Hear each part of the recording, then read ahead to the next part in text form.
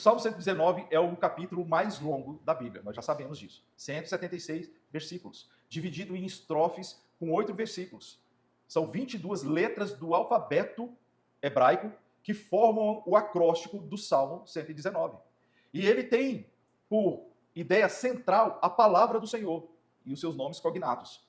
Preceitos, mandamentos, ordenanças, toda palavra correspondente à palavra do Senhor, à lei do Senhor. E o salmista, que é o sacerdote Esdras, aquele que junto com Neemias ajudou na reconstrução dos muros de Jerusalém, que junto com Zorobabel, um tempo antes a Neemias, também ajudou a reconstrução do templo de Jerusalém. Esse Esdras que era versado na lei, que era versado na palavra, ele que escreveu o Salmo 119, de acordo com a cultura e tradição judaica. Daí, nós percebemos que ele estava num momento dificílimo ao passar para a pena da sua escrita. Ele estava sofrendo, ele estava angustiado, ele estava sendo perseguido. Nós tivemos aqui um trimestre inteiro sobre Neemias, percebemos isso, como que a oposição se levantava no meio daquele trabalho. Esdras também sofreu isso. Ele sofria da perseguição a respeito do seu trabalho, da perseguição dos seus próprios compatriotas. Ele sofria difamação e calúnia da parte daqueles que deveriam estar ajudando. Ele sofria também daqueles que tinham inveja por ser um povo escolhido que estava ali para restaurar uma nação inteira para louvor do nome de Deus. E esse homem, então ele se debruça e começa a escrever o Salmo 119. E ele teve uma ideia: eu vou usar cada letra do alfabeto hebraico, Aleph, Bet e assim por diante. São 22 letras, a cada letra ele escreve 8 linhas, ou então 8 versículos para constituir uma estrofe de uma poesia dedicada ao Deus da sua vida e à palavra deste Deus da sua vida. Portanto, quando nós abordarmos o Salmo 119, nós precisamos ter em mente que ele está disposto a oferecer uma resposta muito breve para uma pergunta muito complexa, que é a respeito do momento que nós vivemos, ou que ele estava vivendo e que, por aproximação, pode corresponder ao momento que nós estamos vivendo também. Um momento de sofrimento. E toda a complexidade que envolve isso. Pode ser na família, pode ser uma crise em relação à enfermidade que eu enfrento, pode ser um luto que eu enfrento, pode ser uma situação econômica desfavorável, a perda de um emprego, ou então a relacionamentos, o que é muito comum para todos nós, seja dentro de casa, seja dentro da parentela, seja na igreja, seja no trabalho. Portanto, ele tem uma pergunta complexa daquilo que tudo está acontecendo a seu respeito, mas ele tem uma resposta breve. Me esconder na presença de Deus e considerar a sua palavra sobre a minha vida. Ele faz isso de uma maneira extraordinária. No versículo 53, ele mostra que tem uma indignação consumidora que se apoderou da sua alma, do seu espírito, por causa da atitude de muitos para com a palavra de Deus. Porque eles desprezavam, lembra? Que quando ele estava em Jerusalém, na construção do templo e também das muralhas, alguns, eles desprezaram completamente o ensino da palavra e se envolveram em práticas abomináveis ao Senhor, e isso toma conta do coração dele, de maneira que ele vem se indignar. O versículo 120 fala que ele chega a se arrepiar por causa disso. Também, neste momento que nós observamos o Salmo 119, e para a sua breve resposta, que é em Deus e na sua palavra, ele vai mostrar que tinha uma multiplicidade de problemas, e numa série de versículos ele apresenta, por exemplo, a angústia que ele sofria. No versículo 107 ele vai dizer, estou aflitíssimo. No versículo 28 ele vai dizer, a minha alma de tristeza verte lágrimas. É como se o ser dele estivesse se derretendo de tanto chorar. É interessante isso na poesia hebraica, principalmente nos salmos, né? Alguns salmistas falam assim, o meu leito encharcou de tanto chorar. Nem tem tanta lágrima assim para encharcar a cama. Mas ele está colocando num grau superlativo para mostrar a dor dele, que o choro dele não é em vão, que o choro dele não é um choro qualquer, é algo que está doendo profundamente. Quantas vezes nós nos sentimos assim? Quantas vezes aquela dor vem no nosso peito? E precisamos aprender a chorar. Precisamos aprender a colocar isso diante de Deus, porque senão isso fica internalizado, somatizando, trazendo grandes enfermidades na nossa vida, seja psicológica, emocional ou até mesmo fisiológica. Sabe? Nós precisamos colocar diante do Senhor e Ele faz isso. É como se estivesse se derretendo, escoando as suas lágrimas. E nós não sabemos muito bem a natureza das suas angústias, embora imaginemos tudo aquilo que ele estava vivendo lá com Neemias. Não sabemos. Mas nós podemos chegar que problemas de família, de saúde, emocionais, eles estavam sendo, certamente, aplacando o coração desse salmista. De tal maneira que ele menciona um problema só, específico, na nossa caminhada aqui no capítulo 119. Ele vai dizer no versículo 157. Se você quiser, abra aí no 157. Aqui, entre tantos outros problemas que ele enfrentou, mas esse aqui ele deixa muito evidente e depois ele vai trabalhar em outros lugares com essa mesma evidência. Ele fala assim: são muitos os meus perseguidores e os meus adversários, mas eu não me desvio da tua palavra, dos teus testemunhos. Percebe que toda vez que ele apresenta o problema que enfrenta, que toda vez que ele apresenta a angústia dele, que toda vez ele apresenta a complexidade do que ele está enfrentando, ele tem uma resposta breve. A resposta é: não vou me desviar da tua palavra. Eu não vou me apartar do Senhor e da tua lei.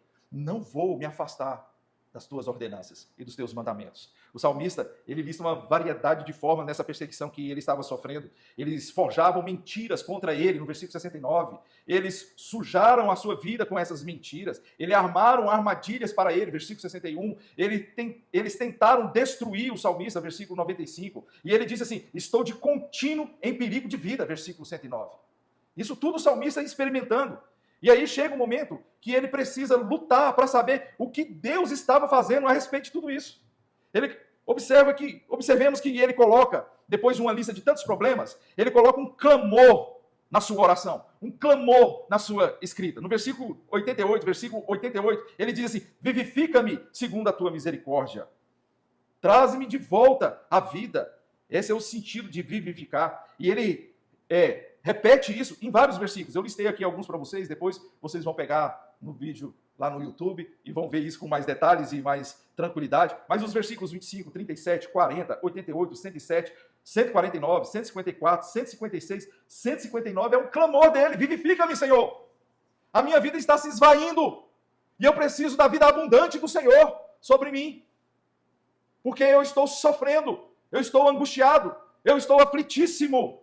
E aqui, especificamente no versículo que nós lemos, ele apresenta uma imagem aqui que tem muito a nos ensinar. Já me assemelho a um odre na fumaça. Já me assemelho a um odre na fumaça.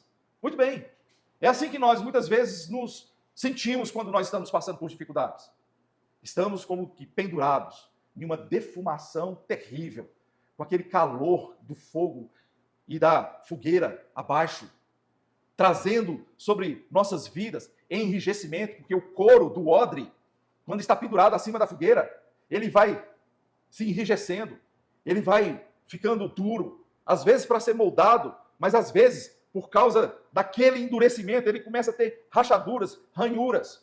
Quantas vezes o sofrimento faz a gente criar couraças, a gente começa a ter contrações, a gente começa a ter, fechar o nosso coração, fechar o nosso ânimo, fechar o nosso rosto, a nossa cara, de sofrimento, e começamos a ficar impedidos de mobilidade para nos expandirmos em nossos relacionamentos, inclusive com Deus.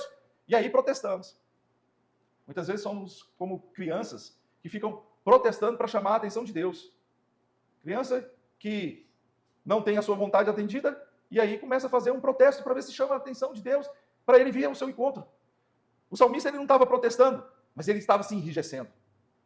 Ele não estava fazendo alguma birra com Deus, mas ele estava ficando duro nas suas palavras, duro nos seus relacionamentos.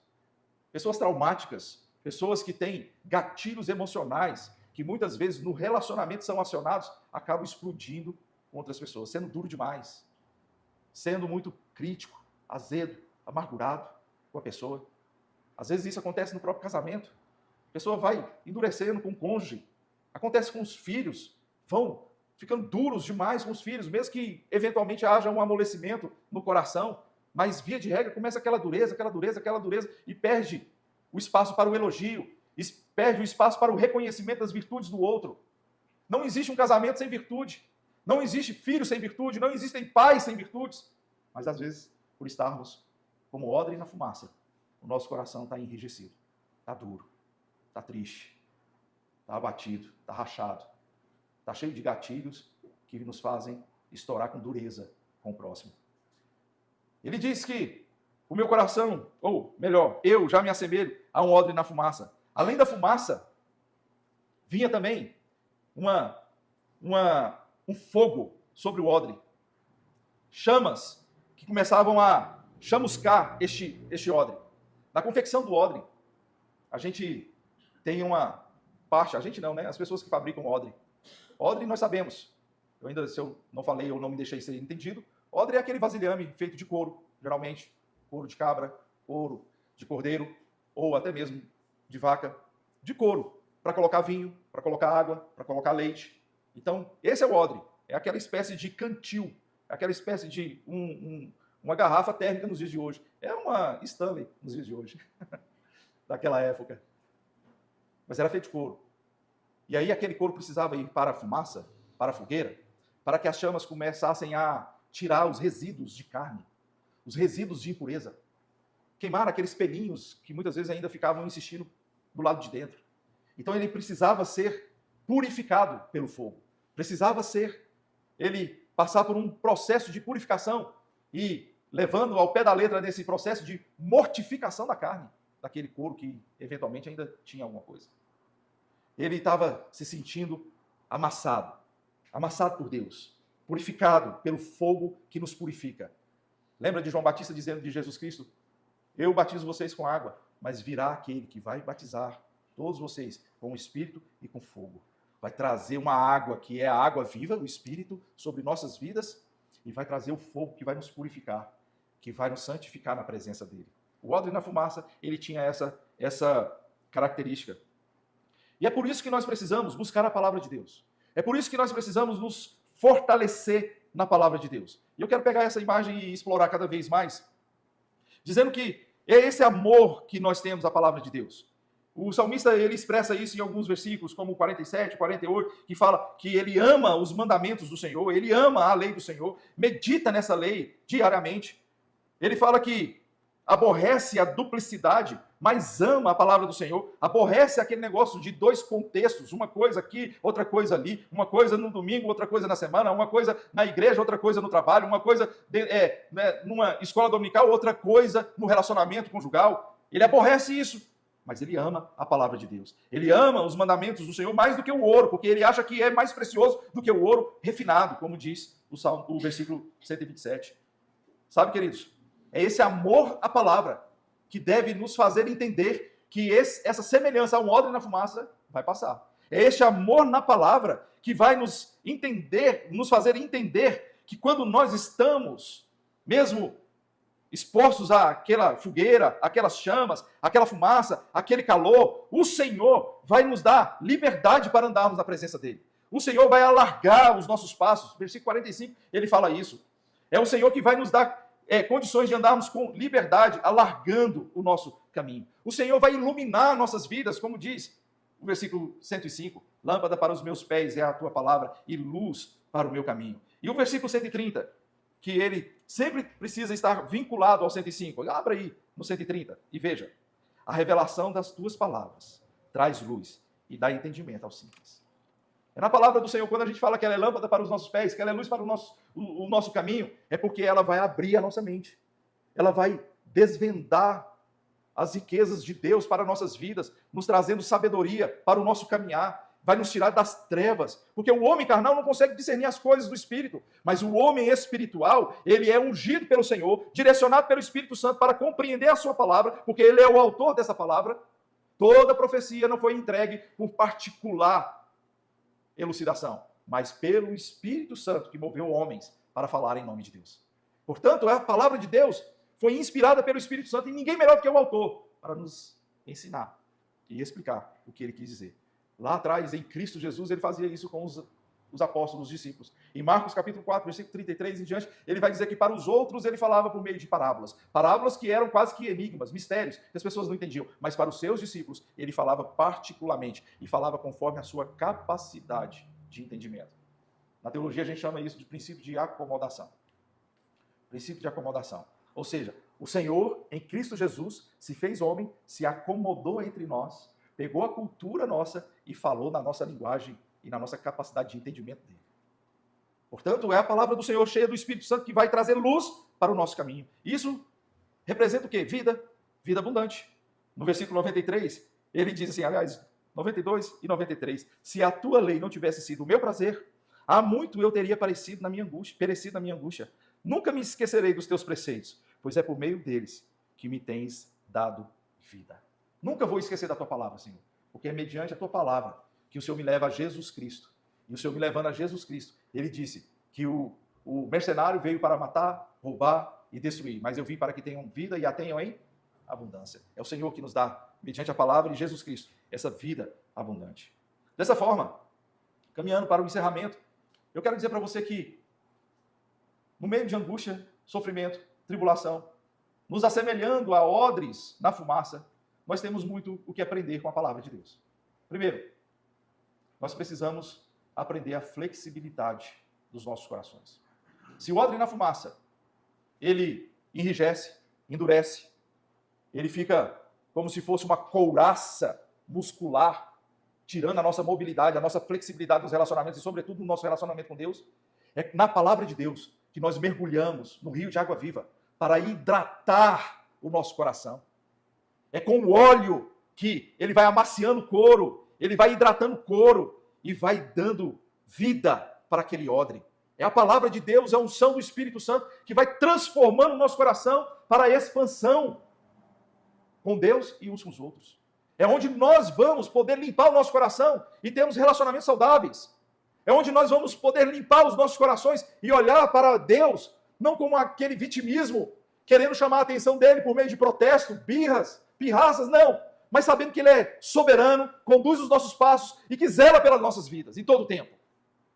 É quando eu mergulho na palavra de Deus, que eu sou descedentado e eu tenho flexibilidade na sua presença. Em segundo lugar, na palavra de Deus, eu sou purificado. Se o fogo vai mortificando a carne do odre, então quando eu me assemelho a um odre na fumaça, é porque o Senhor quer lamber com as chamas flamejantes do fogo purificador do Espírito Santo e da palavra para mortificar o pecado em minha vida. Porque o pecado ainda fica tentando exercer domínio sobre nós, influência sobre nós, o que o apóstolo Paulo vai chamar de inclinação da carne.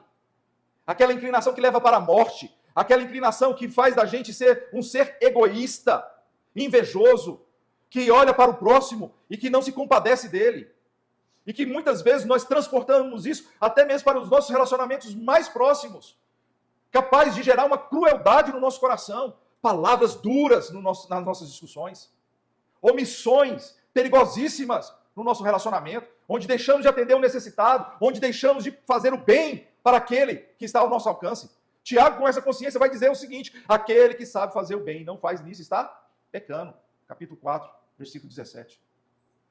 Portanto, quando o Senhor nos coloca como um odre na fumaça, quando nós estamos passando por essa prova, quando nós estamos passando pelo vale da sombra da morte, quando nós estamos passando por perigos e espadas, quando nós estamos sofrendo perseguições, é porque algo em nós precisa ser mortificado.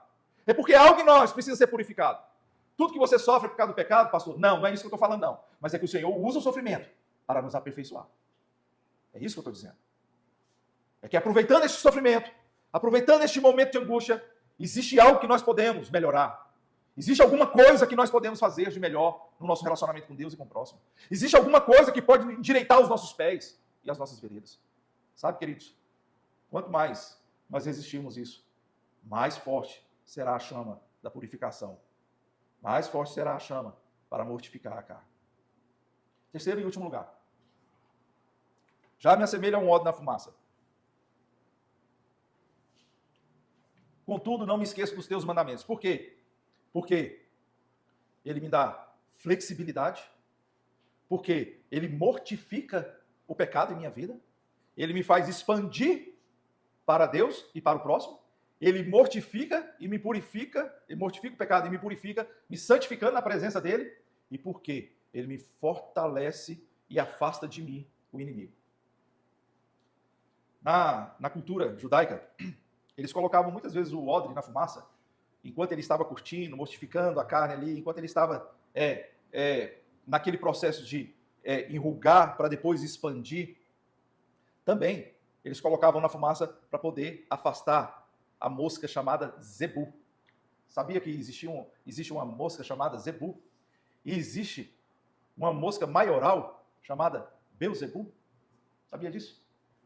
Por isso que Jesus Cristo, repelindo os comentários dos fariseus, dizendo assim, ele expulsa demônio por Beelzebu, o maioral das moscas, o maioral daquele que vem e contamina, O maioral daquele que vem e inocula suas larvas para apodrecer todo o processo.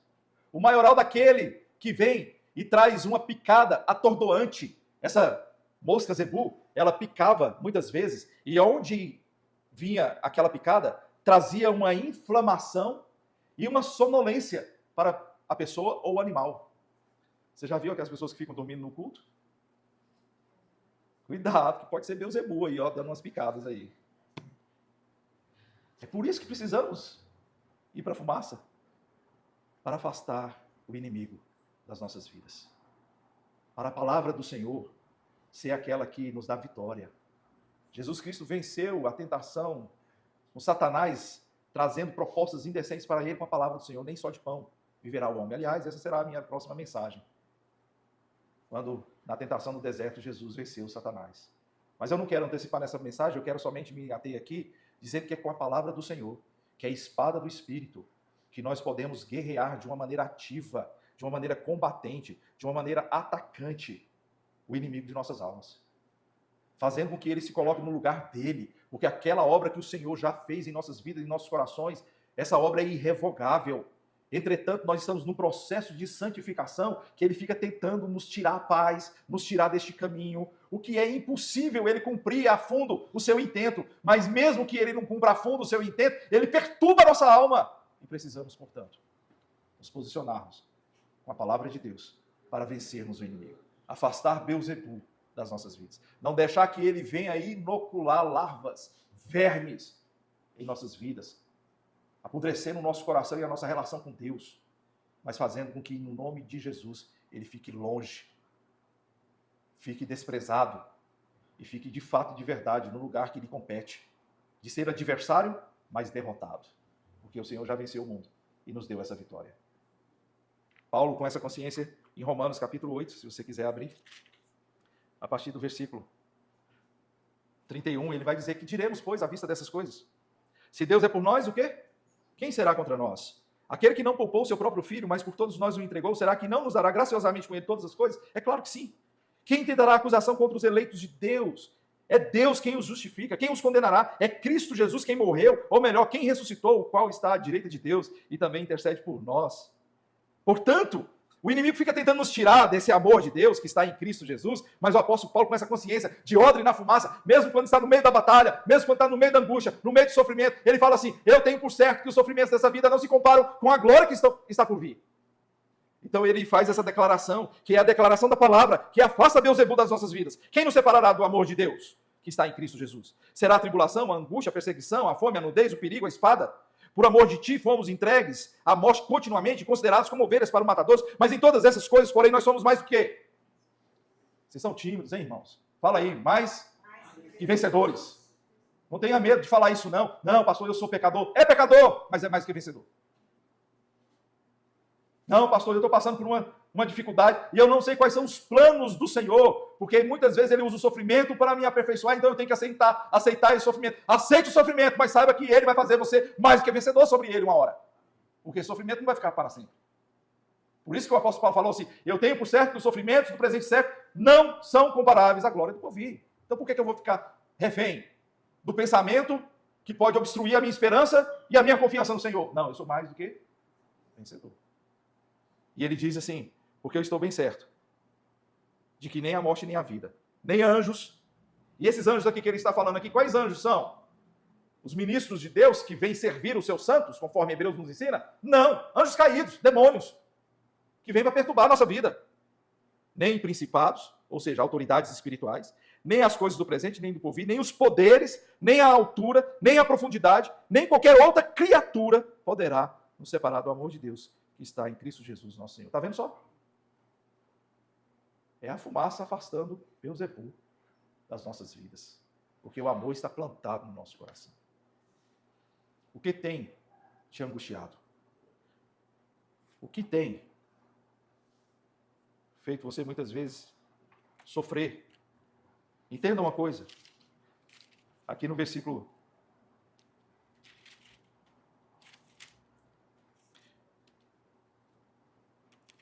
cadê o versículo que eu marquei aqui? É porque eu fiz dois esboços, queridos, e eu coloquei um deles aqui Só eu tenho certeza que eu marquei ele aqui. Bom, eu sei ele de cor salteado, então vamos lá. Só esqueci o endereço dele. Você sabe qual que é. Ele fala assim: foi bom para mim passar pela aflição, porque eu aprendi os teus mandamentos. Olha a consciência do cara. Ele entende que aquela instrumentalidade da aflição foi para ele expandir para Deus, amar o Senhor de todo o seu coração, não se enrijecer nos seus relacionamentos, nem com o próximo e nem com Deus, que nós amamos acima de todas as coisas. Fez ele se voltar para a palavra, e quem se volta para a palavra é purificado pela palavra, tem o lavar regenerador da palavra, tem, portanto, a inclinação do Espírito que dá para a vida, e não a inclinação do pecado que dá para a morte.